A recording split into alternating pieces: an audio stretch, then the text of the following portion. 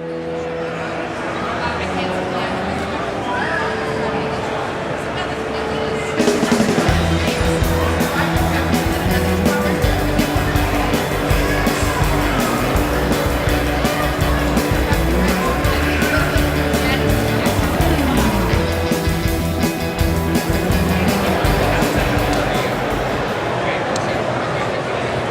Clare Kramer.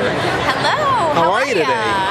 You enjoying the con? Everything has been fantastic. I love Chicago, and of course, WizardWorld always puts on an amazing show. So it's been a great time. Do you do a lot of shows during the year? You know, it goes on and on. There's been some years where I haven't done any, and some years where I've done more. Since there's sort of been a resurgence of the Buffy popularity, Wizard has been bringing, as you can see, a lot of Buffy guests out. There's James, myself, Nick, Charisma, Julie, and Mercedes here this weekend. So it's been crazy. So yeah, this year's been pretty busy. So tell us, how does a Southern Belle with a psychology degree wind up in acting? You know what? I always had a passion for it, and my psychology degree definitely was interesting to study for, but I knew I probably would never practice. I just have always loved acting, and really at NYU, when I did my double major, I grew a true appreciation for the art form of acting. So yeah, I just always kind of knew that was the direction I would go in. Do you find yourself analyzing any of your actor friends? Absolutely, absolutely. You know, and sometimes they appreciate that, and sometimes they don't. So, of course, you are extremely well known as Glory Fouquet's Glory. How did you come about getting that part? What was the audition like? You know, it was an interesting process. There were 2 pages of dialogue. I went in, I gave my performance, and I got a call that they wanted me to come back in. I went back in, and Charlie Weber, who of course played Ben, was there as well, and I went in and did my audition again. He went in and did his, and then Joss came out and said, okay, you guys got the part. So I thought it would always be that easy, you know? You just get hired on the spot. That was a one-time thing, by the way. So much of what makes Glory work so great as a character is the performance. And how much of her did you get to put into it? I mean, I can imagine she was very well constructed, but how much did you get to contribute? Well, the writing was there on the page, and it was, of course, great writing, as anyone who's passionate about Joss Whedon shows knows. So it was fun to play with the dialogue, and I had a little bit of freedom in how I wanted to interpret things. So she definitely had my stamp. Is there one particular episode you enjoy most of all? I think my favorite episode that I was a part of would be The Gift, the 100th episode, for a couple reasons. One, it was like the pinnacle of the season. 2, it was such a monumental episode to be a part of. And 3, you know, it was the kind of the end of Glory, wrapping up that storyline, wrapping up her character, and also a lot of stunt work. So those were kind of the reasons I love that episode. And of course, we know while Glory's dead on this physical plane, somewhere she's still out there in another dimension, and she will return. She'll be back eventually. All right, well, thank you so much for visiting with us. Oh, absolutely. Tell us what you're doing next. You're doing something very exciting, aren't you? Oh, yes. I actually have an online daily newspaper for geeks that I'm launching in January called geeknation.com. So you can check it out. There's a holding page. We have a little bit of video up there now, but really in January will be the launch, geeknation.com. And then, of course, if you want to hear more about that or anything else I'm doing, you can follow me on Twitter at Clare Kramer. We most certainly will. Thank you very much. All right. Thank you.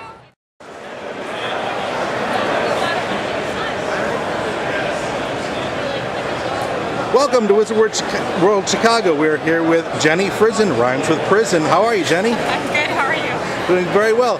You, of course, are very well known as perhaps the most celebrated artist of the various Angel covers for IDW's line. Oh, thank you. How did that job come about? Well, actually, let's see, when I very first started working in comics, or looking for work in comics, I went to San Diego and I dropped off a sample pack of printed out pieces of my work. And I left one with IDW, with Tom Waltz, and he contacted me maybe 6 months to a year later with a book called The Dreamer, which was a webcomic. It was a historical romance, teenage drama, set around the time of the Revolutionary War, and asked if I wanted to do variant covers for, they were doing a 6-issue series of the webcomic, they were printing the webcomic, Laura Innes's The Dreamer. And so I did the 6 variant covers for those books, and then after that was done, it was maybe, gosh, I don't know, 3 to 6 months later that Chris Ryle contacted me and asked if I wanted to do covers for Angel. And I said, yes, I absolutely do. So showing samples at a con can actually work. Yeah, when people ask me how I got into comics, I say my IDW connection was literally dropping off Xerox copies of my work and saying, here's my work. You've just given hope to thousands of budding artists out there. It was very disconcerting trying to do that because there are so many people at that con and so many publishers see so many artists that it's almost impossible to get work that way. And I was just astounded. I dropped one off with Tom Waltz and he was very nice and he gave me a card, which nobody had done that. Everybody that I'd gone to has been like, yeah, put it in the pile. He was very nice. He took my card and gave me a card of his, and I contacted him regularly to let him know that I was still interested and show him more stuff than I had done, what I was working on. And I was working in the meantime, so I was getting a little bit of professional work under my belt. And he made sure to let me know that as soon as something came up that he thought I'd be good for, they'd love to give me a try. And when the Dreamer came up, they called me up right away. So that's great. What are some of your artistic influences? Alphonse Mucha is an obvious big one. I'm a huge fan of Art Nouveau, and I rip him off regularly in any way that I can. He is just brilliant. I love his work. My boyfriend is actually a fine artist, and he sort of pays a lot more attention, like I should, to the fine art world and galleries and stuff like that. So he always brings home magazines and shows me stuff and different poster art and different illustrators and different painters and all kinds of stuff that I really helps me kind of try to keep that edge into my work a little bit. So that's great. Where'd you study? I got my degree from Northern Illinois University. I specialized in illustration. I got my fine art degree there. And then after that, I studied for 2 years at the Cooper School in New Jersey, the cartoon and graphic art school. Comic book art, whatever. Cooper School. A very illustrious school. And then after that I started working, so. One of the things that really stands out about your work is that you seem to have a very strong sense of anatomy and how a body is constructed. It's almost like you do a body and then drape clothing over it. Sometimes, that's pretty regular. That's pretty common. I am very lucky, and this is why I love covers. And what I love about covers that you can't always do in sequential art is I can take the time to figure out how I want the body to look, and I can spend hours just working on 1 or 2 or 3 bodies. Whereas sequential work, you just have to get it out, and it's more about storytelling. Right. Illustration is still about storytelling, but you're telling a story. You're telling a whole story with one image.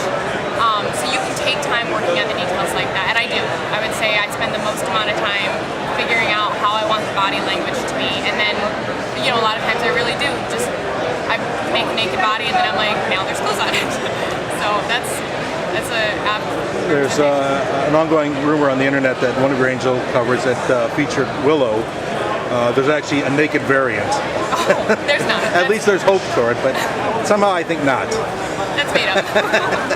Well, that's what the internet is mostly made up things. I can look that up on the internet now. What sort of references work do you do when you're working on a cover? Do you like to work from photos? Because you have a very photorealistic style without looking like you're copying from a photo. My boyfriend's really nice. He takes pictures of me and lets me take pictures of him, so I can have different kinds of stances. And I always have, especially the hands and some of the twists in the body. I'm always looking through magazines to find different interesting models that can contort their bodies in different ways than makes them why they're models. But I use a lot of pictures. Were you a fan of Angel before you got that assignment? Yes, so you were familiar with the characters? I was very familiar. Big fan of Angel, and an even bigger fan now, but I was a really big fan of Angel. So. Got any feedback from any of the actors about the likenesses you've done of them? No. James Marsters is here, and I have several Spike posters, so I was wondering if he come by, but he didn't. I'm going to guess that at least some fans have taken them to him for autographs, so I'm sure he's seen your work. I'm sure, and everyone that does, I say, you tell him to come see me. What are you doing next? I'm doing the covers for iVampire for DC for the new 52. Very excited about that. It's been a lot of fun. Again, another vampire property, which there's limitless ideas that you can come up with vampires. It's just such a great property. I'm doing covers for a book for Dark Horse called House of Night, which is also a vampire book. I'm doing covers right now for Dynamite for Alpha Omega, which is a werewolf book, and I'm doing covers for IDW for The Servant of the Bones, which is an Anne Rice story adaptation for comics. Well, with Dark Horse picking up Angel and now offering both the Buffy and Angel and Faith books, are you going to possibly pitch doing some cover work to them? They have set up a Dynamite team, and Dark Horse has been really nice to make sure that I know that they want to work with me, and of course I'm working with them now. And Scott Ellie could not be a nicer guy. He's been really, really nice, and just a good friend. I like him quite a bit. I really like working with Dark Horse. Well, how's the con been for you this weekend? Busy, super busy. That's good. It's been great, and there are just an insane amount of people here. I've been just blown away by the lines of people when I came in yesterday. That just lines down the block to get tickets, which is great. I mean, everyone should get excited about comics. Well, can people find you online somewhere? Yes, I have a website, jennyfrison.com. I'm on DeviantArt at jfrison.deviantart.com, and I'm on Facebook. Well, thank you so much, Jenny.